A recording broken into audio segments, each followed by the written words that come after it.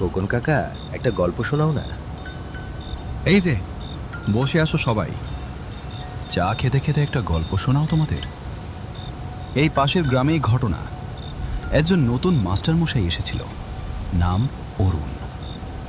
সেদিন সন্ধেবেলা সে এমন একটা রাস্তা ধরেছিল, অনুজ্জয়মন একটা রাস্তা ধরেছিল, যেটা গ্রামের কেউ সন্ধ্যার পরে ধরে না। সন্ধ্যের কাঁচা রাস্তা, সন্ধ্যার শেষ আলো, দূরে একটা ভাঙা ডাকঘর দাঁড়িয়ে।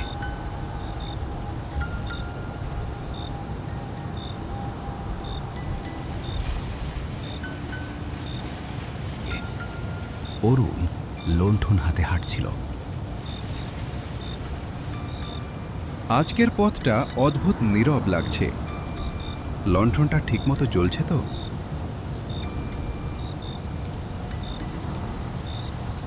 এই গ্রামটা নতুন হলেও স্কুল থেকে ফেরার রাস্তা তো সহজ হওয়ার কথা।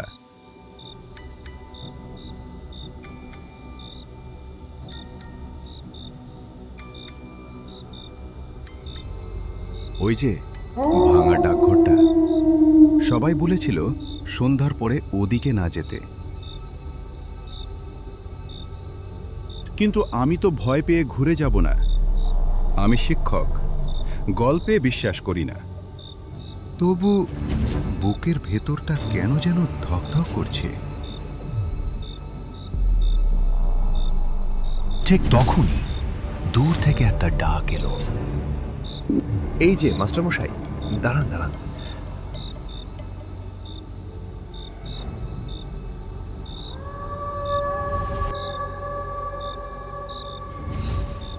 কে? মাধবদা নাকি? এত তাড়াতাড়ি ডাকছেন কেন?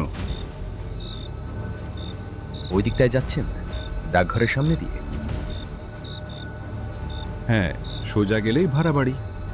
আপনার কি হলো? সন্ধ্যা নামলেই ওটা এড়িয়ে চলবেন, লণ্ঠন থাকলে। কেন? ডাকঘর তো বন্ধ, ভাঙা, পরিত্যক্ত। বন্ধ বাইরে থেকে, ভেতরটা সবসময় চুপ থাকে না। মাধব সাবধান করেছিল, কিন্তু অরুণ থামেনি। সে এগিয়ে গেল ডাকঘরের সামনে।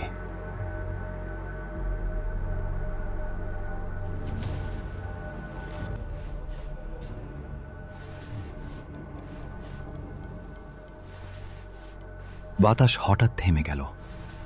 লণ্ঠনের শিখা নীল হয়ে কাঁপতে লাগল।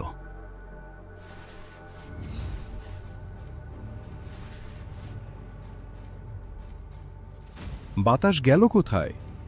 এখন তো একটু আগেও হাওয়া ছিল।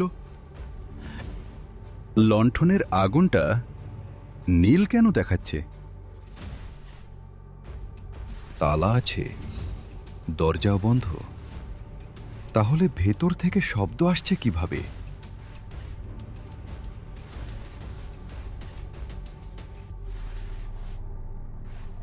শব্দটা থামছিল না, বরং অরুণের দিকেই এগোচ্ছিল।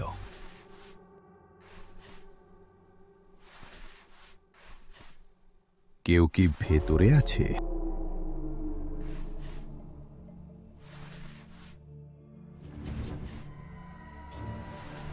হ্যালো, ডাকঘরে কেউ আছেন?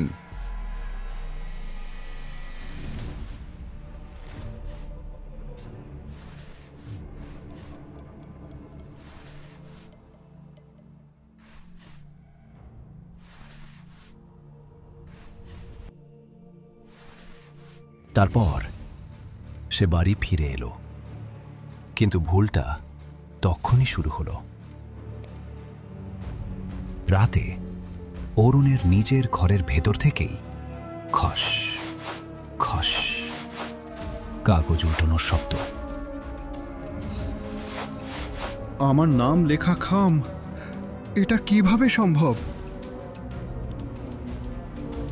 আলমারির ভেতর থেকে একটা চিঠি বের হলো, যেটা কেউ কখনো পাঠায়নি।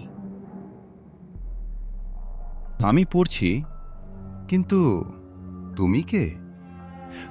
চিঠিটা এক মৃত মানুষের নাম দেবনাথ,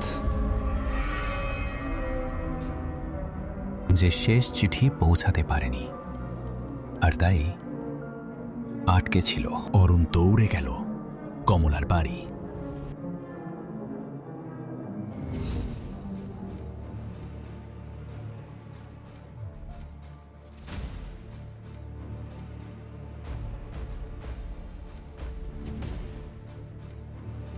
কার লেখা? দেবনাথ। কমলা তার বাবার নাম শুনে ভেঙে পড়ল। কমলা, আমি ভুল করেছি। বাবা, দেবনাথ। আর সেই মুহূর্তে সব শব্দ থেমে গেল। কাগজ আর নড়ল না, ডাক বন্ধ হয়ে গেল।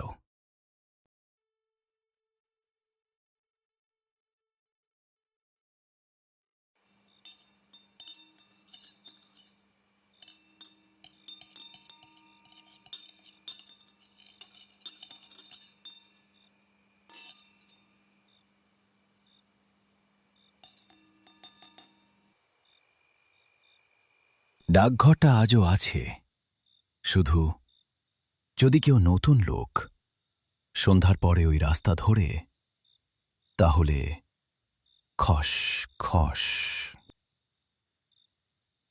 কেমন লাগলো ভিডিওটা কমেন্ট করে জানাতে ভুলবেন না।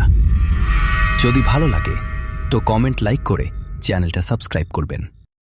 ধন্যবাদ।